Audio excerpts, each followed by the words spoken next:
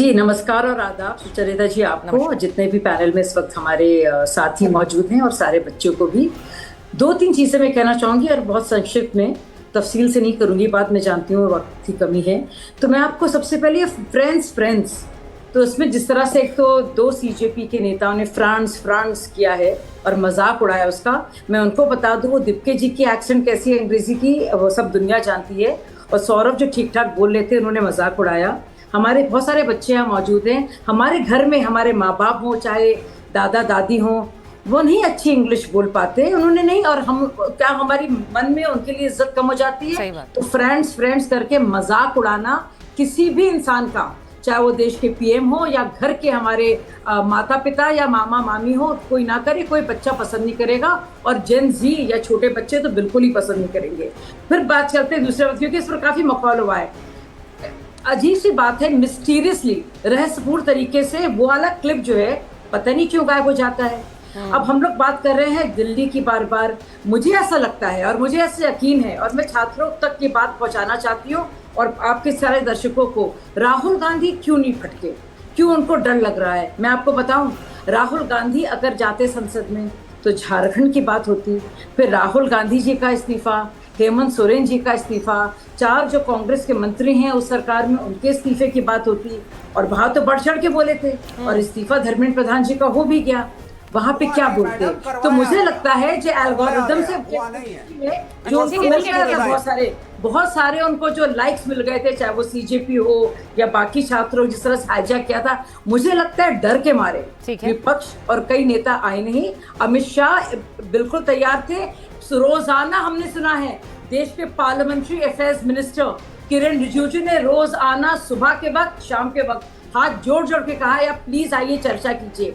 आपको याद है मणिपुर के मामले में क्या होता, तब वो मिनिस्टर आए थे, तब बोले पीएम नहीं आए हैं, पहले क्या बोला कि वो माफी मांगे, पहले इस्तीफा दें, और फिर मोदी जी माफी मांगे, फिर अमित शाह इस्तीफा दे। अगर अमित शाह जी आ जाते तो क्या कहते, पीएम नहीं आए, पीएम आ जाते तो कहते डोनाल्ड ट्रंप को बुलाइए या पुतिन को बुलाइए। इनका मतलब ही नहीं है, इनको डर है झारखंड का, इनकी पोल खुल गई है और सबको असलियत पता चल गई है कांग्रेस पार्टी की और उनके छात्र प्रेम की, इसलिए डर के मारे नहीं आ रहे हैं, ये दुनिया जानती है।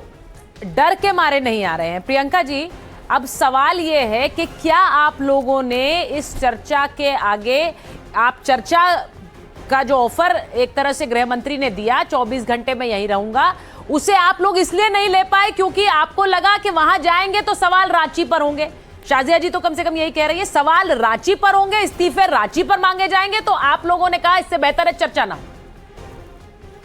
तो चारता ji, I am really happy to see कि आज आपकी डिबेट में पूरी यंग जनरेशन है, जेनजी है और जो पॉलिटिकली एक्टिव है और पार्टिसिपेट कर रही है आपके डिस्कशन में। This is what I feel really good कि जनरेशन को जानना चाहिए, समझना चाहिए। अब आती हूँ मैं आपके सवाल पर। अगर झांसी में इस्तीफा मांगेंगे तो फिर वही बात आएगी कि आप बिहार में क्यों नहीं इस्तीफा मांगेंगे, वहां भी तो पैलेट गन, वहां पे भी तो AK-47 चली, वहां इस्तीफा क्यों नहीं मांग रहे आप? जो अमित शाह जी हैं उनसे इस्तीफा क्यों नहीं मांगेंगे?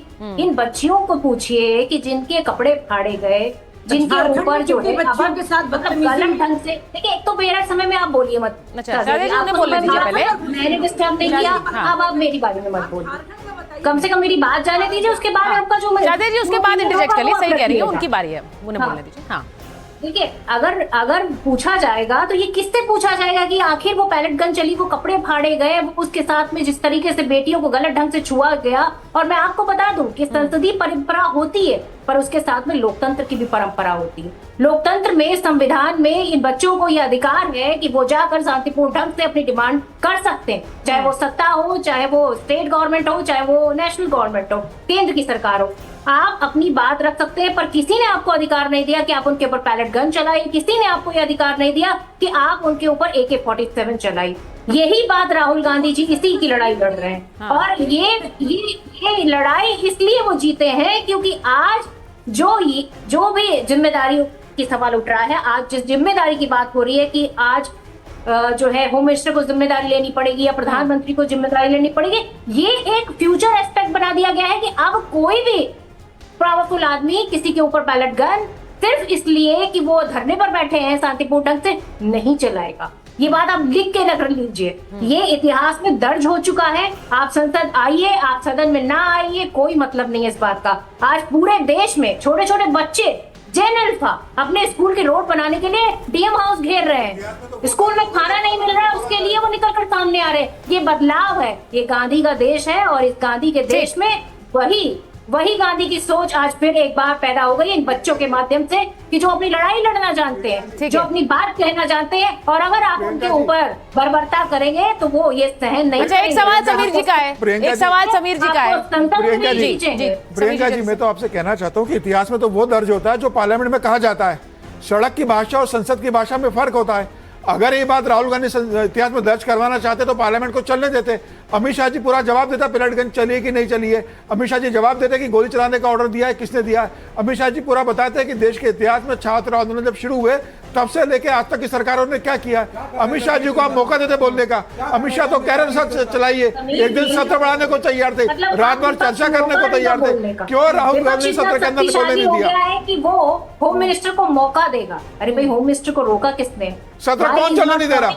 राहुल गांधी कहते हैं हमें भाषण सुनने की जरूरत नहीं है। ठीक है, एडजर्न किसने किया आज? मैं एक बार जरा खत्म हुआ, आपने एडजर्न कर दिया उसको। क्यों कर दिया भाई? क्यों खत्म कर दिया? नहीं, अच्छा, एक बार Amit Shah was the home minister। नारेबाजी हो रही थी, विवेक जी एक सेकंड, संसद परिसर में जिस तरह की नारेबाजी हो रही थी, और प्रियंका जी मतलब पवन खेड़ा जी ही उसका एक तरह से नेतृत्व कर रहे थे, वो नारेबाजी क्या शोभा देती है? वो जिस तरह की नारेबाजी प्रधानमंत्री को देकर हुई, और वहां पर नहीं, जिस तरह की नारेबाजी संसद परिसर के अंदर हुई है, मैं वो तस्वीरें अगर दिखाऊं वहां पर, अगर जो नारेबाजी हुई है उसको क्या संसदीय गरिमा के लिहाज से आप सही मानती है? पहले ये बता दीजिए। नहीं, मैं ये पूछना चाहती हूँ कि भारतीय जनता पार्टी की सांसद, जिनको मैं बददिमाग मानती हूँ, कंगना रनौत, क्या उनकी जो भाषा है वो संसदीय है? जो गटर छाप कह रही है हमारे बच्चों को, हमारी बच्चियों को जो है अनाप शनाप अनगरल, मतलब जो बात कह रही है मैं मुंह से बोल भी नहीं पा रही, कि वो कह रही है कि वो बॉडी काउंट में इंटरेस्टेड रहती है। प्रियंका जी, उनका बयान बिल्कुल गलत है। प्रियंका जी सुन लीजिए मेरी बात, प्रियंका जी उनका बयान बिल्कुल गलत है, कोई उनसे इत्तेफाक नहीं रखता। लेकिन सुनिए मेरी बात, प्रियंका सांसद है वो बीजेपी। नहीं, प्रियंका जी वो संसद तो गलत कह रही है, सांसद हो या कोई भी हो, ये तो कहना पड़ेगा। लेकिन मेरी बात सुनिए, एक मिनट मेरी बात सुनिए। तो आप जब एक्शन की बात कर रहे हैं तो फिर बोलिए, नहीं तो फिर बोलिए कि पवन खेड़ा जी जो कर रहे थे वो भी गलत है, उन पर भी एक्शन हो, फिर बोलिए ना। आप ये भी तो बोलेंगे, दो पैमाने तो नहीं हो सकते हैं ना विवेक जी। होम मिनिस्टर 20 दिन तक गायब रहे।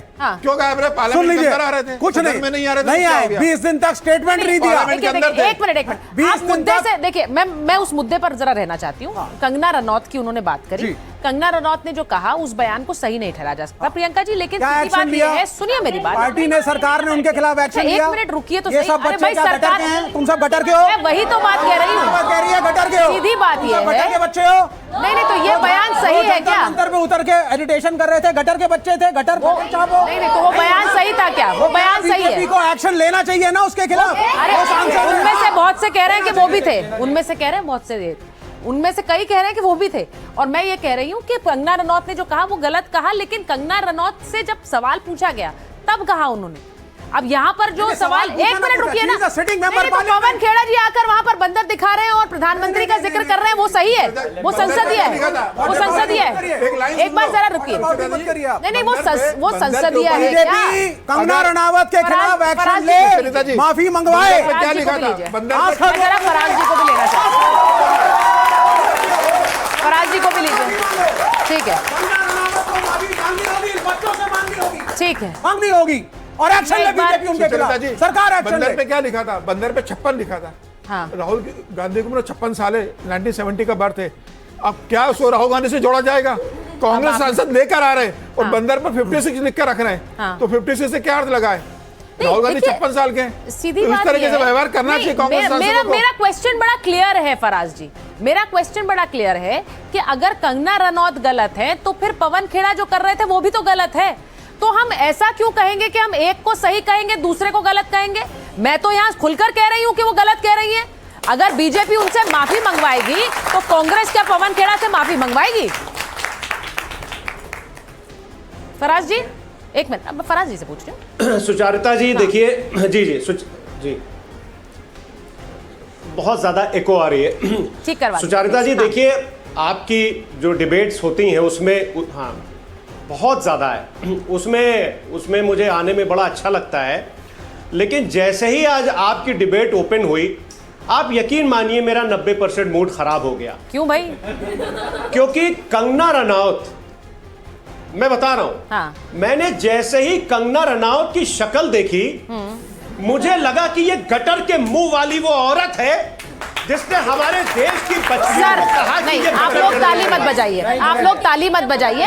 मैं इसलिए कह रही हूँ, नहीं रुकिए रुकिए, एक मिनट मेरी बात सुनिए, एक मिनट मेरी बात सुनिए। फराज जी मैं आपसे सिर्फ ये कहना चाह रही हूँ, मैंने इस शो में कंगना रनौत के, और आज नहीं, जब उन्होंने ये बयान दिया तब से मैं इस बयान को गलत कह रही हूँ, कंडेम कर रही हूँ, और उसी वजह से जो भाषा का इस्तेमाल आपने कंगना रनौत के लिए किया, मैं उसको भी कंडेम करूंगी। ऐसे किसी महिला के लिए मत बोलिए, सर किसी भी महिला के लिए ऐसी भाषा का इस्तेमाल मत करिए प्लीज। यहाँ पर लोग बच्चे बोल रहे हैं माफी मांगिए, अब आपसे माफी की मांग हो रही है। सुनिए, मैं 2000 बार कहूंगा, नहीं उस लेडी ने हमारे देश की बच्चियों को पता है क्या कहा कि कईयों शारीरिक संबंध बनाने को हमारे देश की बच्चियां आजादी मानती हैं। सर मेरा मतलब बड़ा क्लियर है, ये वो मैं आप लोगों से पूछ, नहीं एक मिनट सुनिए, 2000 बार बोलूंगा उस औरत को। फराज साहब आप सभ्य भाषा का इस्तेमाल आप करेंगे तो आप अपने बंद कमरे में करिए, मेरे शो पर नहीं करेंगे आप। मैं बड़ा क्लियरली आपसे कह रही हूँ, ये भाषा का इस्तेमाल नहीं होगा। आपकी मर्जी है मैडम। नहीं, आई विल नॉट अलाउ। और मैं इसलिए कह रही हूँ क्योंकि पैमाने तो सबके लिए एक होंगे, पैमाने सबके लिए एक बराबर होंगे Faraz ji, and I do not expect this from you, क्योंकि मैं जानती हूँ कि आप भाषा सिर्फ एक पैमाना होगा। हाँ ठीक है, मैं जनता, मैं इनसे पूछती हूँ, मैं आप लोगों से पूछूंगी, आप बताइए गलत या सही? पैमाने तो एक ही होंगे सबके लिए, पैमाने एक होंगे कि नहीं होंगे? बोलिए। सेम होंगे, पैमाना तो सेम होगा ना। और फराज साहब को तो माफी मांगनी चाहिए, जैसी उन्होंने नेशनल टेलीविजन पे गलत बात करी है।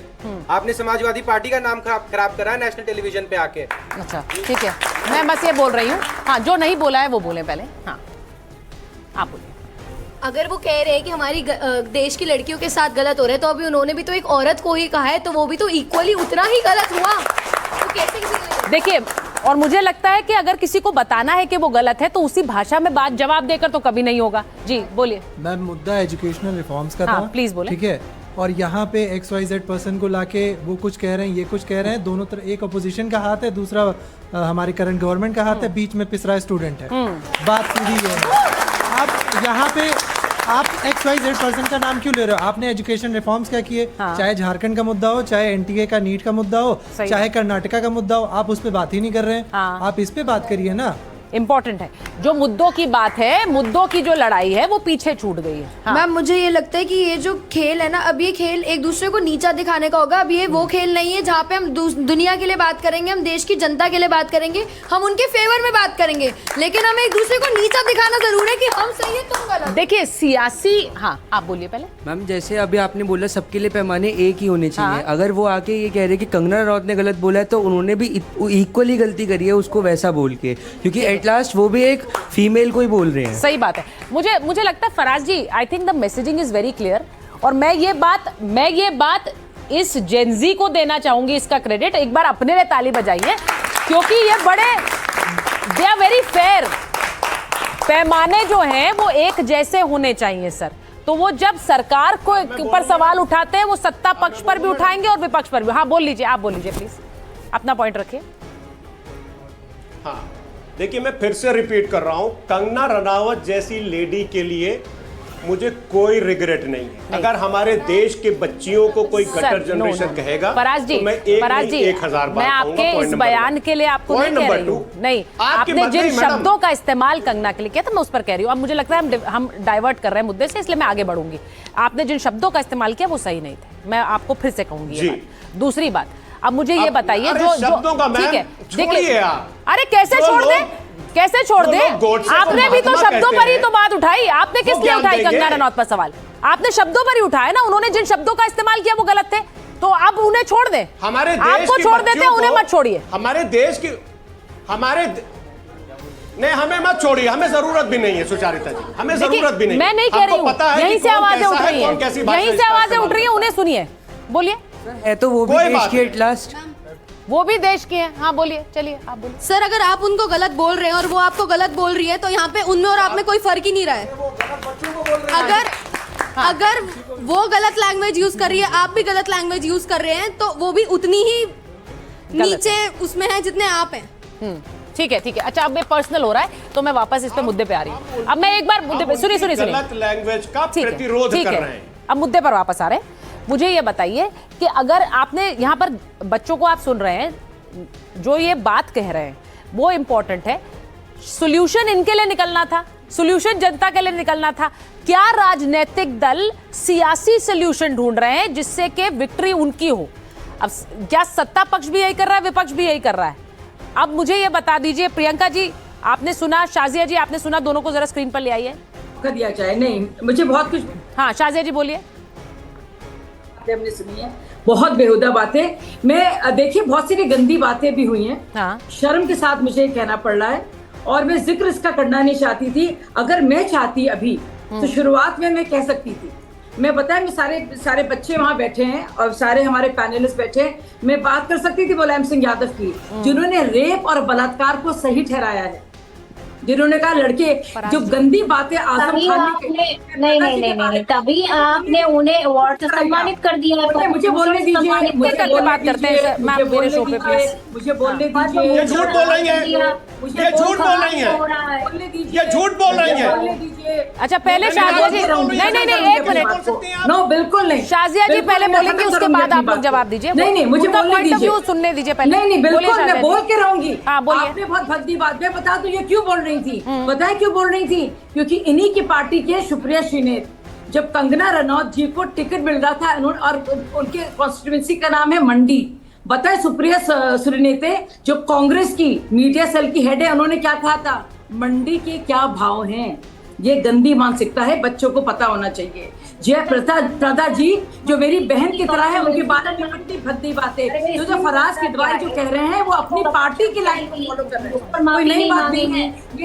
ये ऐसे भद्दे लोग हैं। लेकिन मैंने इसका जिक्र नहीं किया, लेकिन विवेक जी ने, क्योंकि कंगना जी की उस बात का जिक्र किया जिससे मैं बिल्कुल भी इत्तेफाक नहीं रखती, बिल्कुल भी। और मैं उन लोगों में से हूँ जो अन्ना हजारे के आंदोलन में, जो यही अखिलेश यादव और यही सलमान खुर्शीद ने गटर की नाली कहा था हमको, गटर की नाली के कीड़े, अन्ना को और हम सबको गटर की नाली के कीड़े कहा था अन्ना हजारे मूवमेंट में, निर्भया मूवमेंट में किस तरह से हमें लाठियां चार्ज की थी। तो बहुत ज्यादा मुंह खोलकर कांग्रेस पार्टी और समाजवादी और ये विवेक श्रीवास्तव बोल रहे हैं, इनको याद नहीं हिस्ट्री। नहीं, बिल्कुल याद है। झारखंड में कितने बेहूदगी लेकिन शाजिया को मारा गया है, तो क्या वो बच्चियां नहीं है? सुनिए, वो छात्र नहीं है। ज्यादा एक्टिंग ना कीजिए यहाँ पे आकर। नहीं, एक्टिंग कोई नहीं कर रहा। You are in government Shazia, झूठ ना बोलिए आप सरकार में, बेहूदगी की आपने, आप सरकार में है ना, आपने टॉपिक को चेंज किया, आप सरकार में है ना, डर लग रहा है कि झारखंड पर आपको आप सरकार में हैं तो आप एक्शन लेंगी ना, हम तो नहीं है सरकार में।